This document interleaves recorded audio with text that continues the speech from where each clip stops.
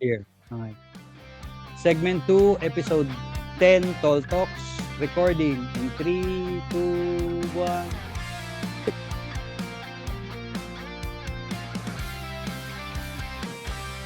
Yung startup, importante dyan yung passion.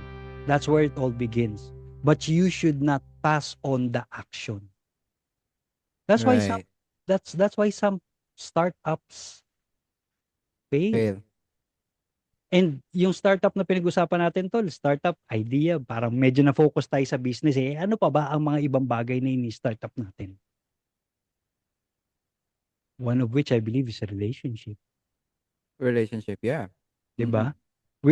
We all are into that. Whether you are in a relationship with a family member or a loved one or most of the time yeah, loved one, you start it up eh. Inuumpisahan mo 'yan eh. And the sad reality is some startups they end up.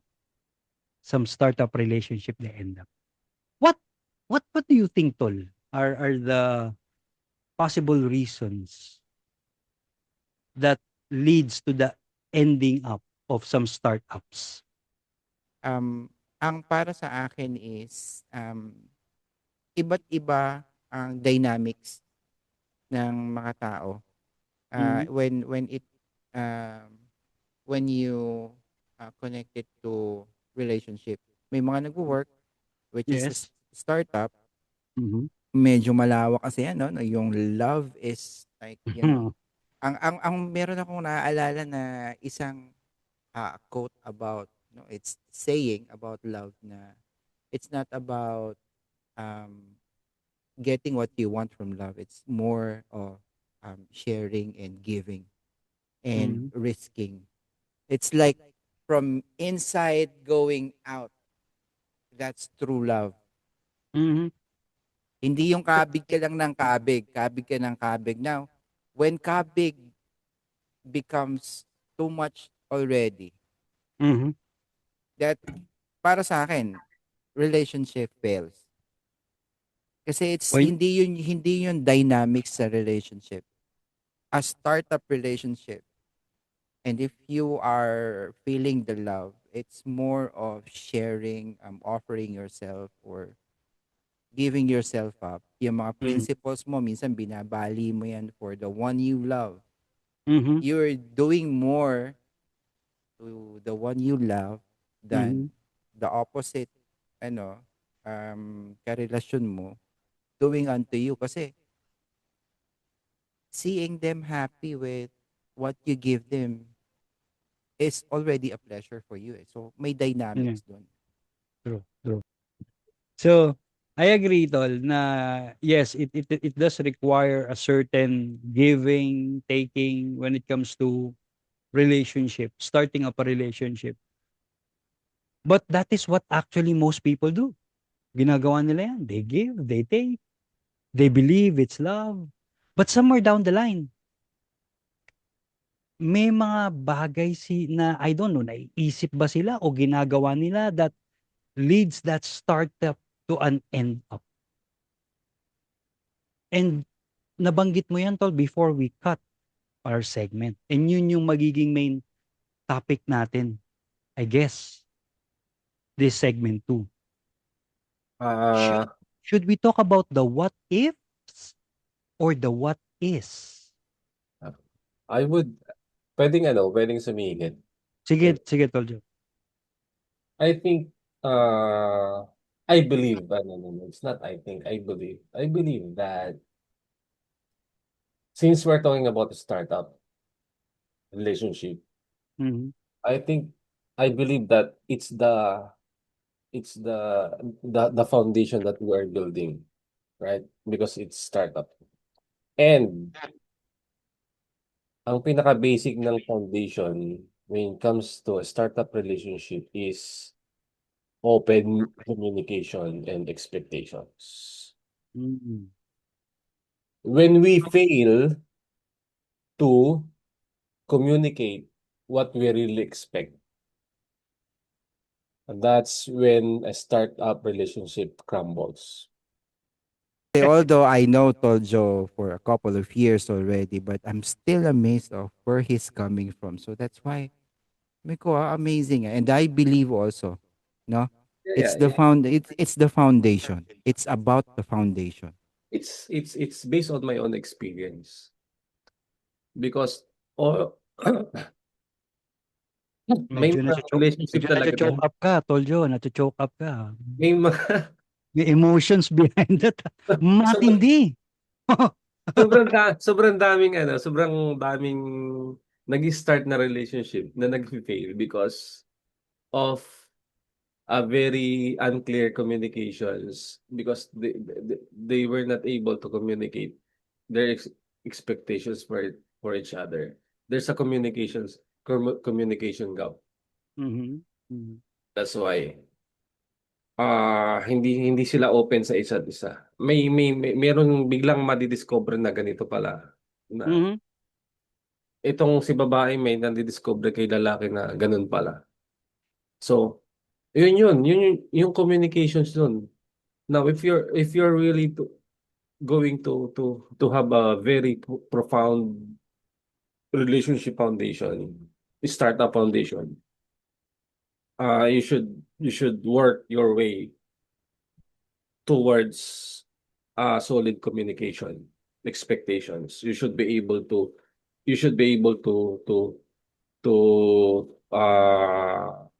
pass your expectation across the board. Mhm. I believe that also, no. Di ba? Naniniwala din ako to. Di ba? Um ah meron ngang kasabihan or may phrase na sinasabi na ang communication ay ang dugo ng isang relation. So, if you choke ang communication, you stop mo yung communication, it's like blood to the body. So, pagka nawala yung communication, mamamatay yung body. So, it's very important to have that communication open. At the end of the day, tama kayo eh. You should set expectations.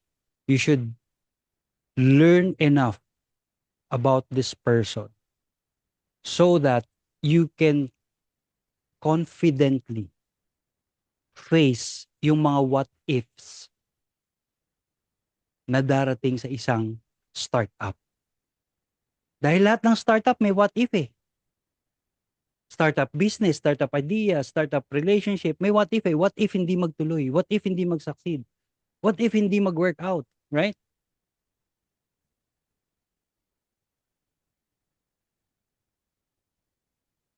Makati. Makati ulo. What if? What if? Oh, di ba? Oo. Ako naman, tol, sa side ko, I was thinking, judging or thinking about how the other person feels para Mm, sa ikahahaba ng relationship, I'm more focused on myself, mm, no? It's it's all about you, no? Kasi kagaya nga na sinabi ni Tojo, you cannot control other people's feelings, eh, no? mm, So it's all about you. Like, for example, yung asawa ni Ann nga na naipasok ko kanina, he understood, he knows to himself na bago niya nakilala si Ann is nasa show business na siya. So, who is he to change Ann? So that starts with him, mm, no? Now, if we are going to change the topic into a startup project such as Tall Talks, mm, no, ang take ko rin dyan is through me. How do mm, I mirror myself? How do I reflect myself from to doing a startup like a podcast like this with my best friends? Tapos we invest time, we invest ideas, we invest like uh, researching and everything just to be prepared for a podcast, no? editing and everything that comes along with producing this podcast.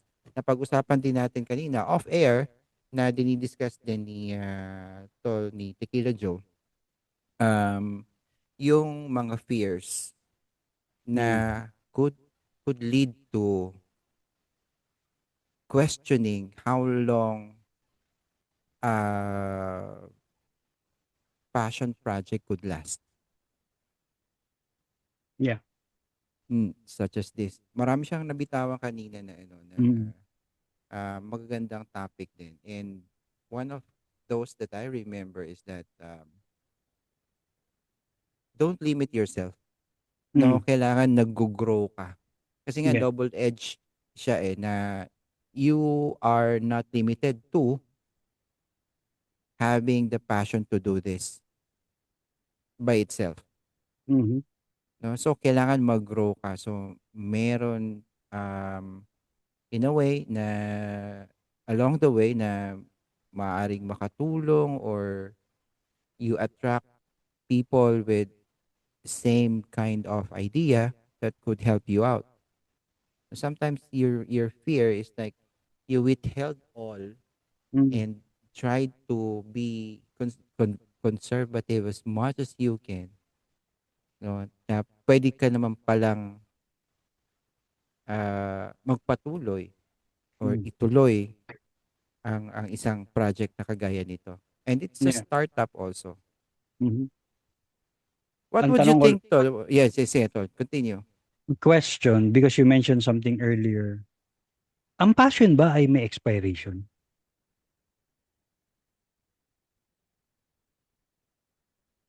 Does passion expire? If it can burn down, if it can die down, just like how Told Joe explained it earlier, 'di ba? Passion dies down. But does it expire? Maaring hindi mo ginalawan a year or two and then you try to do it the next year, it's not gonna work anymore. Mm. Uh, Yes. I would like to start this topic by asking what is passion? Mm. What is really passion? Para sa Yan, ano ba talaga ang passion? si Kasi Tol, it's really hard to answer questions that is emanating from the principle of passion if you really don't understand what passion is. Mm. So what is passion? Ito ba yung kapag mahal na araw yung kumakanta tayo ng Mhm, pasyon. yung ba yun? doon ka nagkakamali. Ang passion is ito yung when you wake up in the morning and from pajamas to wearing red brief, red socks, and then pink shirt, and then black pants, and then rarampa ka sa labas, you call it passion. Loko. Passion Teka, yun. iba Eh, yun. but, Yan na ang sinasabi ni Tol Joy. Ano ba talaga ibig sabihin ng passion para sa'yo?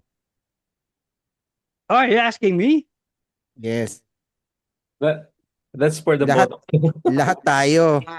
Ikaw, taga-kinig ka lang Kasi mahirap kasing sagutin yung mga tanong na yan kung hindi talaga natin naintindihan sa sarili natin. Mm. Kung Tama. paano, di ba? Mm. Paano mo masasabing nag-expire na siya? Eh, Mm. pa rin pala kasi hindi mo lang naman talaga ma-define kung ano yung passion. Mm. Mm. Ako para Okay, sa okay, akin, okay. Sige, mga Tol tol, King.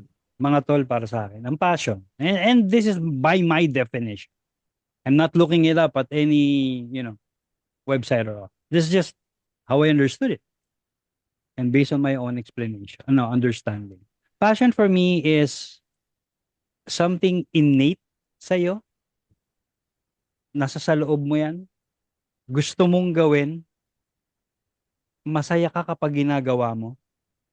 At binibigyan ka niya, just like how you explained earlier, there is a certain enthusiasm, excitement, happiness that you feel while doing that one thing.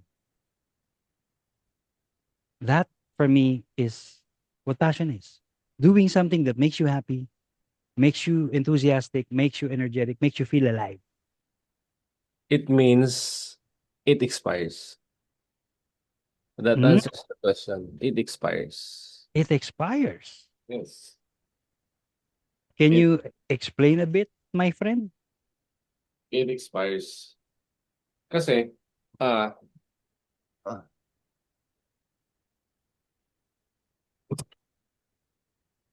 based on your, based on your, ah, nag-expire siya.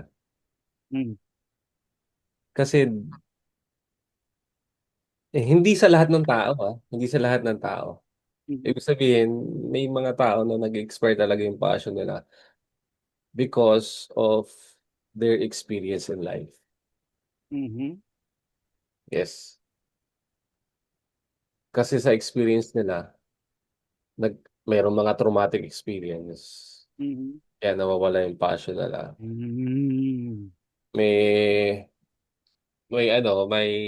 meron silang pinagdadaanan na hindi na nila maharap, hindi na nila mabalikan kasi sobrang busy sila sa ibang bagay na alam nilang larger than life.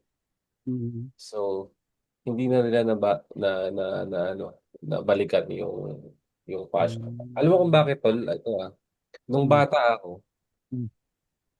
gusto kong maging ninja. Wala Ako ninja. rin. Gusto ko mag-imbento ng smoke bomb. Hindi ako. Gusto ko, gusto ko maglakad na hindi ako ang feeling ko Ako rin, ako rin. Oo Hindi, nga. hindi, joke Oo lang. Batang nga. ninja kid ako eh. Joke lang. Hindi, Joke. pero makes me So, think. nag-expire. Para sa akin, nag-expire siya. Nag-expire siya. Yeah, makes me think. It makes me believe. Kasi, Nag-expire. ako, alam mo yun, at one point in time, Our, meron our, din our, ako mga iba. kasi our feeling, lahat ng feeling natin temporary. As a human There being. you, there you. Yung enthusiasm natin towards something cannot be constant. Magda-die down yan. Mm. As you know, as we grow old or kung ano yung experience natin sa buhay. But happy are those, blessed are those people who were able to keep their passion throughout their life. Mm. Kasi minsan, alam mo yun, yung minsan, yung elementary days mo, may mga ano may mga passion ka sa buhay na pagtawid mo ng high school, ito, nawala na lahat. Nagbago Mhm. na yung passion mo bigla. Yeah. Nagbabago-bago yan eh. Pero, kung mapapansin mo, sino ang nag-thrive at naging successful sa buhay? Yung mga tao na from the very beginning, they keep it until sa huling kabanata ng kanilang buhay. Sila yung naging successful. Now, if you are going to ask me kung nag-expire siya based on the circumstances, based sa isang tao. It may never expire sa isang individual, but yeah, yun yung sagot ko dyan. And para sa akin, yung mga tao na they were able to keep their passion until the last stage of their life, sila yung masasabi ko na pinaka-successful sa buhay. Hindi man sila financially successful, but yung kanilang being, mental being, yung kanilang happiness is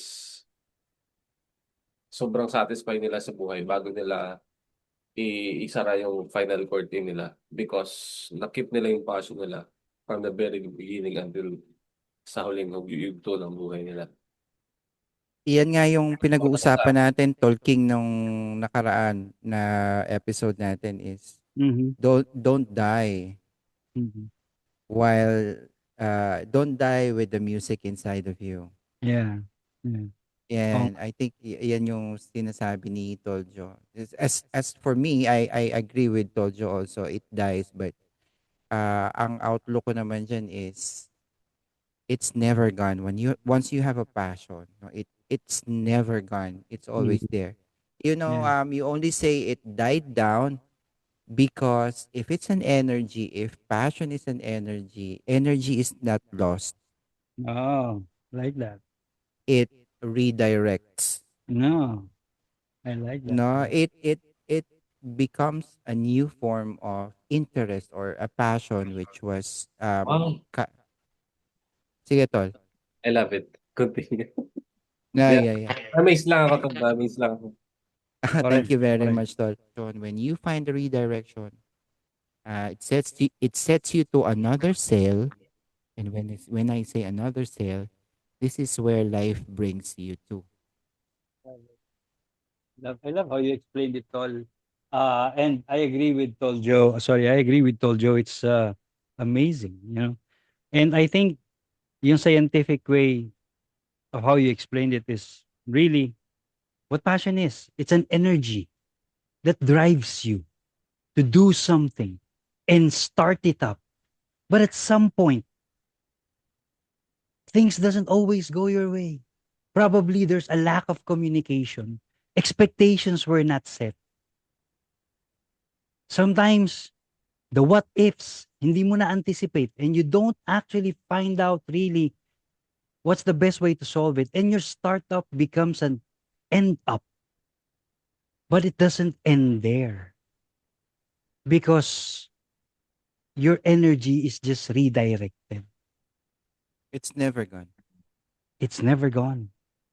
So the startup may end up, but the question, what's up, means what are you going to do next? Or what would be your next passion project? Gaya po ng inumpisa natin sa topic na ito, no? We talked about why are we doing this? What started Tall Talks? What started the idea? And it was brought by passion, but passion is not enough. You need to put on the action. And remember that that action is an energy. Kailangan niyo. Para po sa lahat na startup, whether you're starting up a business, an idea, a relationship, you need to invest your energy in it.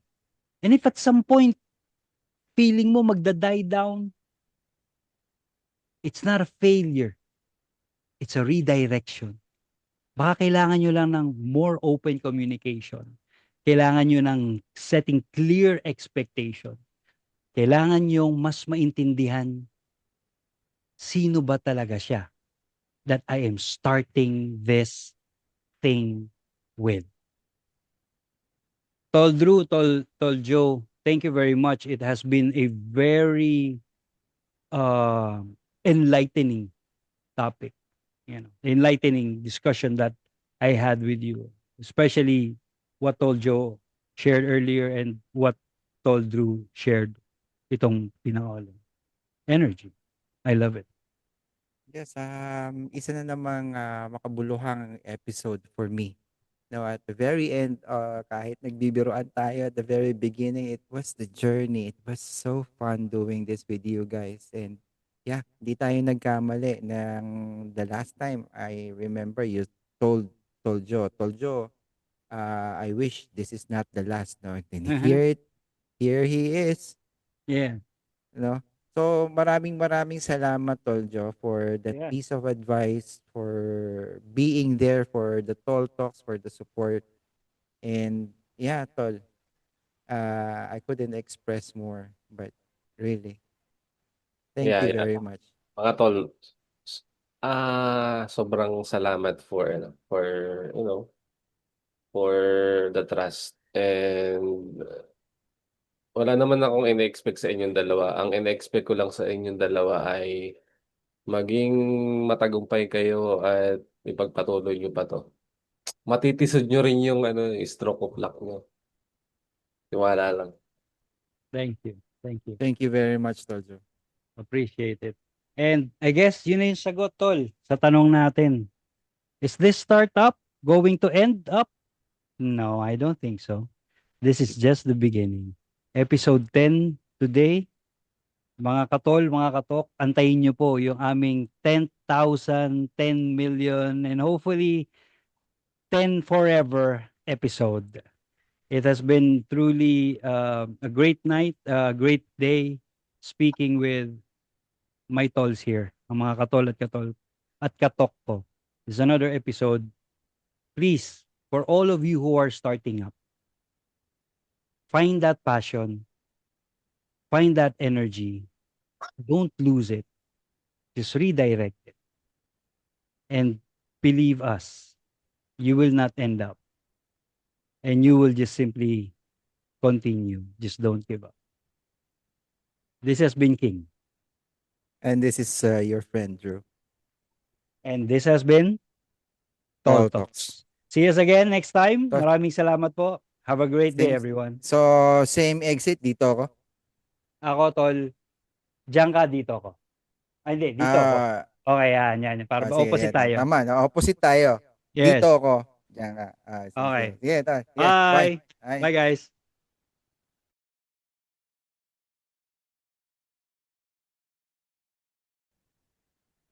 Galing mong mag-exit, Tol. Para ka talagang umalis. Napabilib ako. Kala ko hindi ka na babalik eh. Tol Joe, thank you for staying. Tol Jo, salamat na. It was fun. It was fun. Medyo malayo-layo na yung inabot natin since the last time na nag-ano ka sa amin na guest ka. Mas spontaneous tayo this time ha. Yun, yung mga expression talagang minsan hugot na sa puso Yeah. Nice. Appreciate So, it. Ayos. Yeah. By the way, pwede lang. na-mention ko na to kay Tol Drew, Tol Joe. I bought a good Yun naman eh. product dito, yung magandang klaseng Rode, what do you call this? Mic, I'm getting another one. Hopefully, Ay, it would be either si Tol Drew ang unang gagamit kung siya ilalapag ng Maynila, or kung sakasakali, tayong dalawa, magkasama tayo. Hopefully, I can invite you here. Na umamin ka na nung una sinabi mo sa akin yan, ang nasa isip mo si Toljo, lang hiya ka. Yeah. Sabi ko, balang araw, malay mo, makasama natin siya dito. Tol. Meron akong binili na ano dito na parang boom ng mic, handle ng mic yung na-extend na ganyan, parang may elbow, parang arm. Sabi niya, para pagka nakita kami ni Toljo, tag-isa kami. Sabi ko, walang hiya kayo. Kayo pa talaga, ako lagi kasama mo ha. Hindi ka naman kasi uuwi ng Pilipinas. Uy, nasa Pilipinas kami pareho eh. Anyways. So, paano yan mga tol? O sige, tulugan na muna. Da-download Thank natin you. to. Mag-aalauna na. Toljo, maraming salamat ulit sa susunod ulit ha. Yeah, susunod ulit. Tol Drew, sa'yo naka-record to ha. So, ikaw mag-i-stop recording. Ay, ako ba? Oo. So, kasi nag-host kanina dahil nalalag out ako for some reason. Ay, inano mo ako. Sige. Oo. Stop recording now.